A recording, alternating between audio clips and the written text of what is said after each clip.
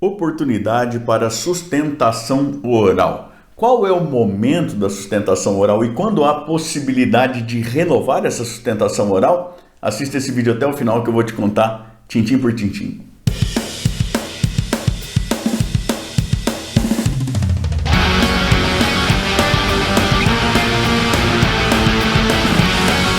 Eu sou o professor Thiago Caversan e compartilho semanalmente, aqui mesmo no canal, vídeos relacionados à teoria e à prática do direito. Como esse vídeo de hoje, em que eu falo sobre a oportunidade, o momento para sustentação oral. E isso já a partir de vários anos de experiência como advogado e também como professor universitário. Se você gosta desse tipo de conteúdo, inscreva-se aqui embaixo, também clique no sininho, até para ficar sempre a par das novidades que a gente traz para cá.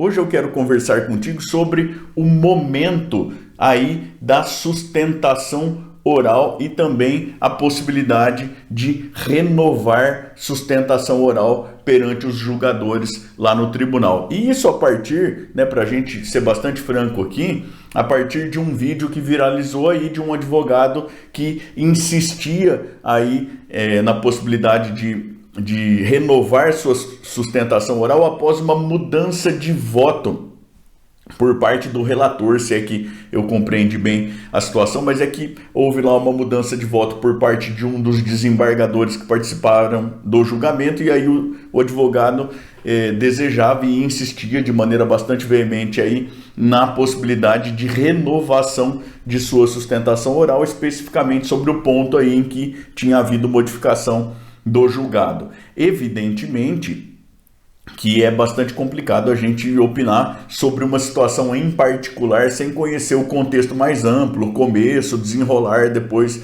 e tudo mais. De maneira que o que a gente vai falar aqui é de maneira bastante genérica e tudo mais. O vídeo que viralizou foi aí o motivo da gente fazer uma reflexão, mas uma reflexão de caráter amplo, tá certo? Bom, o momento da sustentação oral está lá no artigo 937. Na sessão de julgamento, depois da exposição da causa pelo relator, o presidente dará a palavra sucessivamente ao recorrente, ao recorrido e, nos casos de sua intervenção, ao membro do Ministério Público pelo prazo improrrogável de 15 minutos para cada um, a fim de sustentarem suas razões. Algumas observações aqui, então, veja.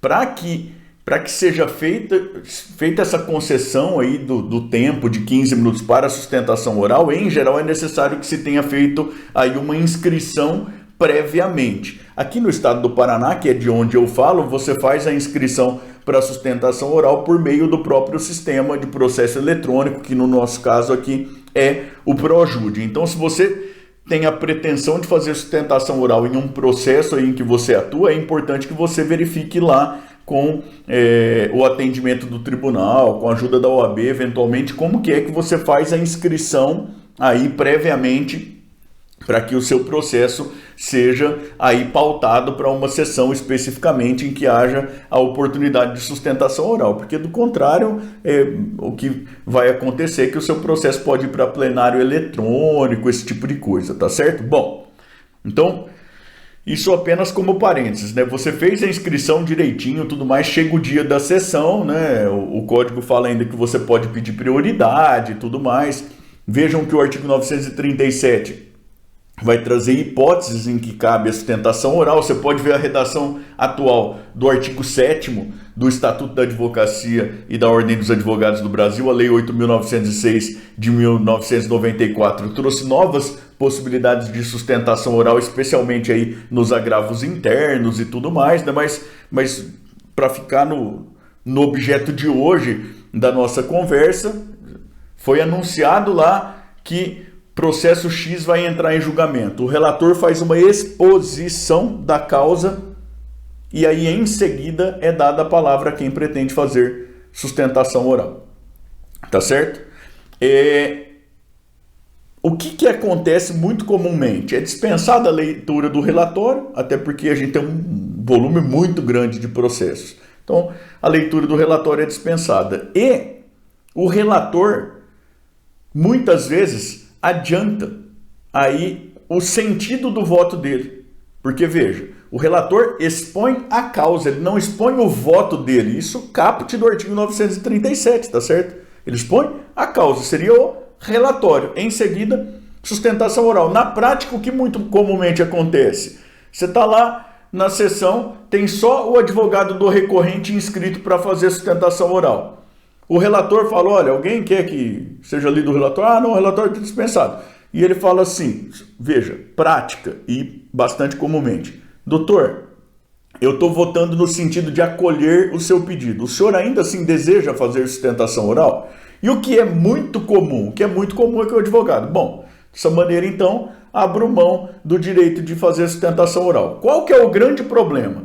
O grande problema é que esse é o sentido em que votaria em princípio o relator, mas tem outros dois desembargadores que vão participar do julgamento.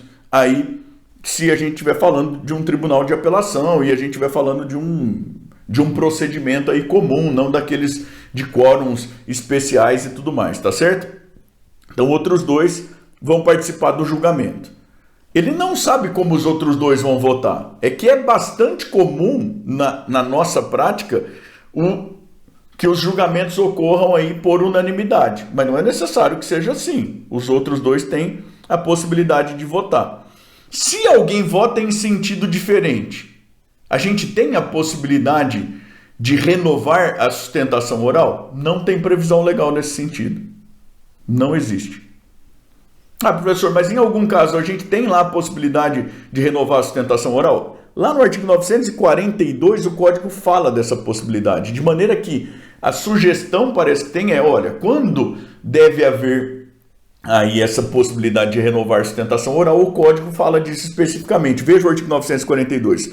Quando o resultado da apelação não for unânime, o julgamento terá prosseguimento em sessão a ser designada com a presença de outros julgadores, é a tal da ampliação do quórum de julgamento, que serão convocados nos termos previamente definidos no regimento interno, em número suficiente para garantir a possibilidade de inversão do resultado inicial, assegurado às partes e eventuais terceiros o direito de sustentar oralmente suas razões perante os novos julgadores. Vejam que isso aqui é até objeto de um outro papo, mas é comum que os regimentos internos aí façam a previsão, isso já está até no parágrafo 1º aqui do Código, a previsão de convocar outros julgadores presentes já na mesma sessão e que, se eles assistiram à sustentação oral, não tem a possibilidade aí de renovação da sustentação oral. Possibilidade de renovação da sustentação oral caso haja ampliação do colegiado com convocação de julgadores que não presenciaram a primeira sustentação oral.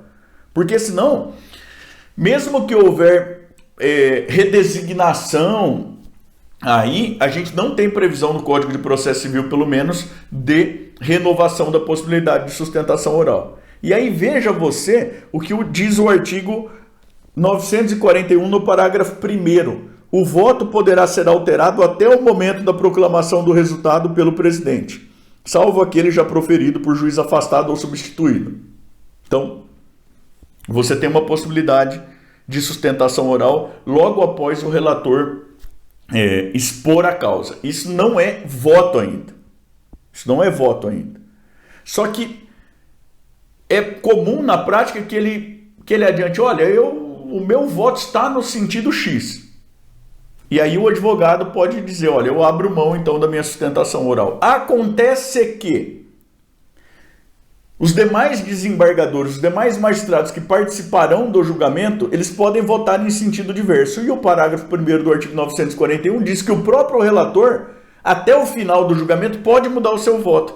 E não há previsão aqui da possibilidade de nova sustentação oral. Então, se você vai participar de uma sessão de julgamento, você vai preparado para fazer a sustentação oral, se inscreveu previamente e tudo mais, o relator vai lá e ele adianta que ele pretende votar, que o voto dele pré-minutado está no sentido de acolhimento do seu recurso. Se você abre mão da sustentação oral, segundo a legislação infraconstitucional, aparentemente você está abrindo mão, você, melhor dizendo, está assumindo o risco aí de eventualmente haver votos em sentido diverso do próprio relator se dar por convencido da divergência e mudar o voto dele, isto sem que se abra a possibilidade, segundo estritamente o texto infraconstitucional do Código de Processo Civil, sem que se abra a possibilidade de renovação da sua sustentação oral, a menos que haja alguma previsão específica no regimento interno do tribunal com o qual você esteja trabalhando. Veja que você pode até procurar apelar aí para garantias fundamentais, né, para o efetivo exercício contraditório, para ampla defesa e tudo mais, mas com base bem em cláusulas abertas aí, de novo, né, parece que o Código, quando quer garantir essa possibilidade de renovação aí da sustentação oral, ele faz isso de maneira bastante clara. Você pode ver isso lá no caput do artigo 942 do Código de Processo Civil, tá certo? Então tem que tomar bastante cuidado com aí a impressão que dá esse adiantamento aí de voto por parte do relator. Beleza? Eu espero que você tenha gostado do vídeo e queria também saber a sua opinião, para falar a verdade. Conta aqui nos comentários para mim, até para a gente poder interagir um pouco, de onde é que você me assiste e qual é a sua impressão. Se você acha que a possibilidade de renovação decorre diretamente da Constituição ou então que vale